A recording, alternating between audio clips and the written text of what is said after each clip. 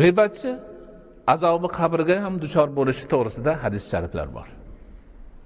Rasul akram alayhisolatu vassalomni sahih hadislari bor.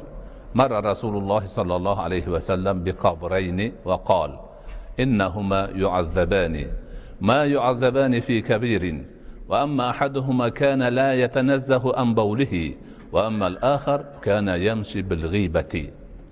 Boshqa bir nimada bin namimati degan ikki xil demak rivoyat bor ekan. Men bugun alohida shuni ko'rdim. G'ibati bormi yo'qmi deb bor ekan. Rasul akram alayhisolatu vassalom ikki qabrni oldidan o'tib ketayotib to'xtadilar. To'xtatib turib sahobalarga aytdilarki, mana shu ikkovi qabrdagilar azoblanyapti hozir dedilar. Katta ahamiyatli narsada ayblanishayotgani yo'q. Ayblar, ya'niki azoblanishiga ularni katta narsa sabab emas.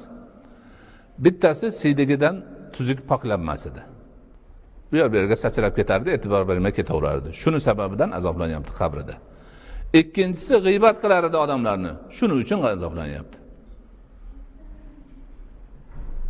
Ana, g'iybat bu dunyoda sharmandachilik egasiga keltirsa, qabrda azob keltirar ekan.